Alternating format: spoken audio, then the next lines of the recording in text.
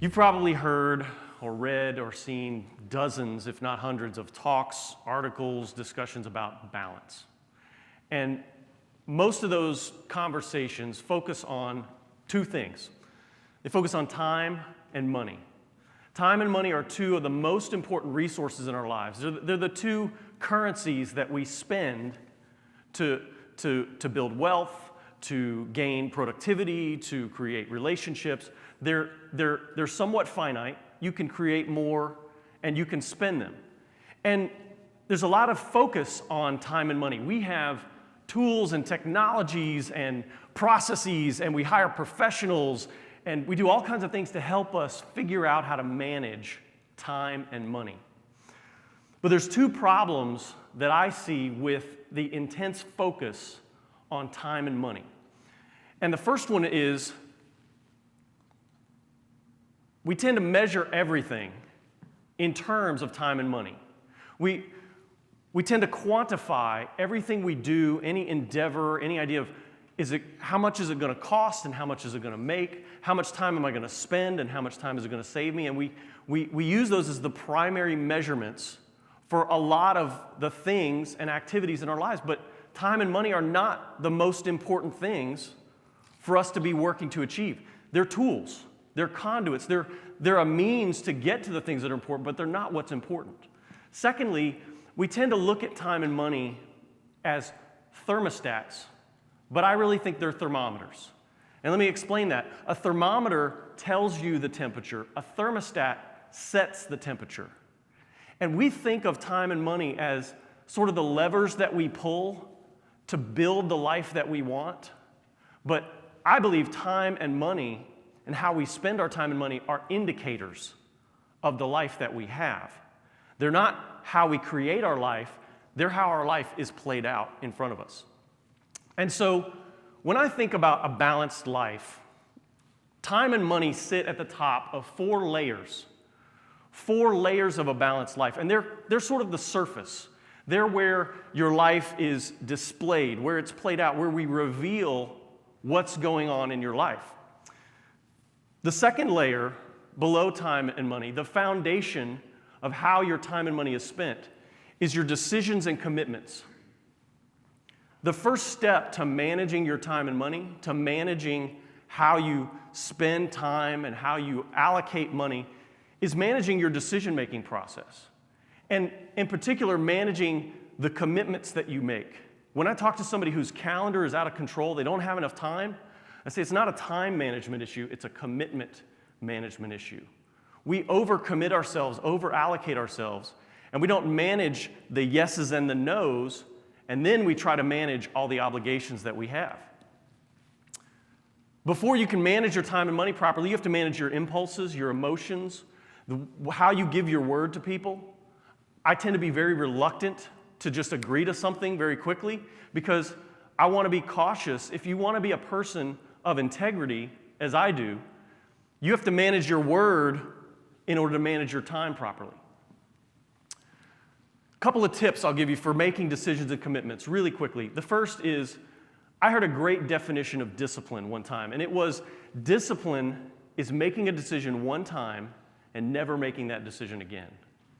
So if you decide that you're going to get up at 6 a.m. and run 2 miles every morning, you don't make that decision every morning at 6 a.m. You made the decision, you just execute that decision. Now, there's a case to revisit decisions, and there's a case to relook at your life, but you don't make a decision on spending or on your time every time the moment comes up. You make those decisions in advance. That's budgeting. That's planning.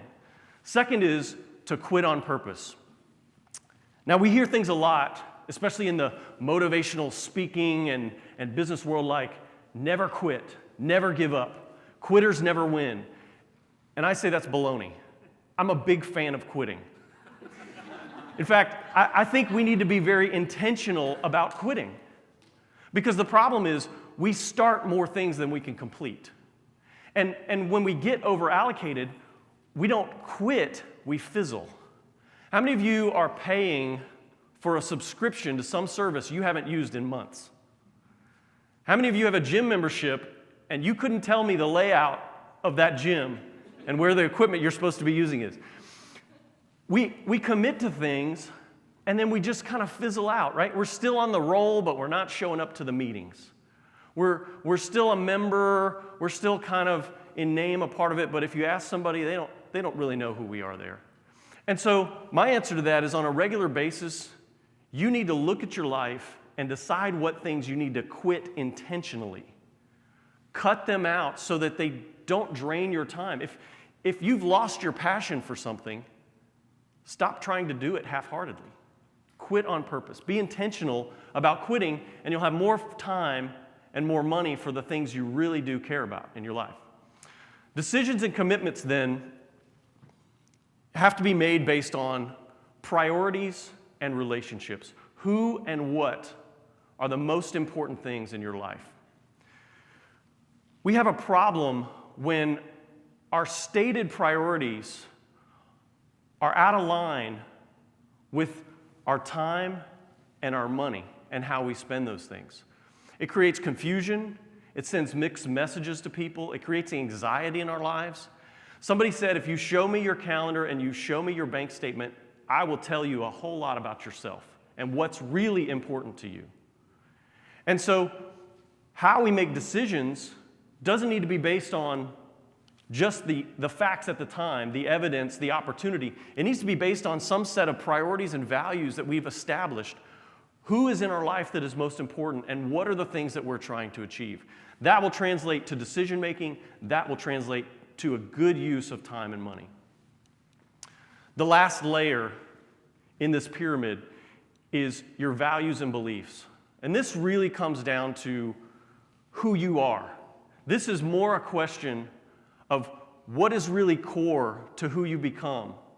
And you may have heard the popular TED Talk from Simon Sinek called The Golden Compass. And Simon talks about great companies and that they know more than just what they do and how they do it, but they get down to the core of why they do what they do, and they connect with customers at that level. So my question to you is, what is your why? What is it that really gets you out of bed in the morning? What is it that really drives you to be the person you are? Until you understand that, you won't have right priorities and relationships. You won't make good quality decisions and commitments, and you won't have control of your time and money. Now, if you haven't figured this out, the width of each layer is representative of the relative importance of that layer. You need to focus on the areas that are most important. And unfortunately, too many people live their lives like this. They spend a lot of effort, a lot of energy on time and money management, giving much less to their decision-making process, even less to priorities and relationships, and may not even spend any time at all understanding who they really are and what they believe in and what's important to them. There's 3 reasons why it's important to get this right. First of all, the bottom 2 layers are strategy. Who are you and what do you want your life to mean? The top 2 are tactics. They're how that strategy plays out. Now, there's a lot of emphasis in the business world, especially, on execution, and rightly so, because a great strategy with no execution will take you nowhere. You get nothing from that. But great execution with no strategy or the wrong strategy will take you somewhere you don't want to go.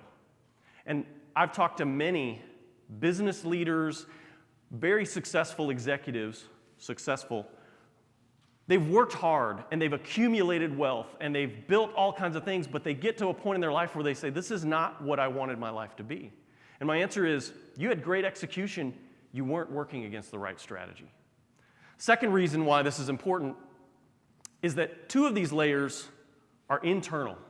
They're almost entirely under your control, while 2 of them have a lot of external influences, and they change more often and unexpectedly.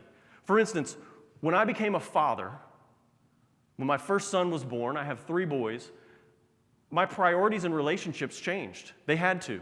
They should. But who I was as a person, my values and beliefs, did not change in that moment. I didn't become a different person, but I shifted my priorities and relationships in response to the circumstances in our life. The same goes for time and money. Sometimes your time and money are not completely under your control. You have obligations, you have debts, things happen that cause you to have to shift your focus. So you want to put the most emphasis on the areas that you have the most control on, and then deal with the ramifications in those areas where there's outside influence. The third reason why this is important is that I believe the secret to a happy life, to being at peace with yourself, is integrity through these layers. And you can't build that from the top down. It has to be built from the bottom up. When you're spending and your time, your calendar, and your money, when they're in line with who you really are as a person, the core of what you believe, and there's integrity all the way up that stack, you can have a little money or a lot of money. You can have a little time or a lot of time, but you will be at peace with your life. And you will enjoy and be proud of the things that are going on, the things that you're doing. I want to leave you with one last thought, and that is, you don't do this alone. There's three sort of external factors that I want to add to this idea.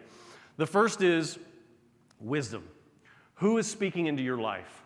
This is counsel, this is coaches, this is advisory boards, this is even friends and colleagues that you trust. This may be a pastor. Your spouse is probably a great source of wisdom that people don't tap into. But you need to have the right people speaking wisdom into your life. The second is knowledge, education. And I don't just mean a formal education, a degree program. I'm talking about a life of education.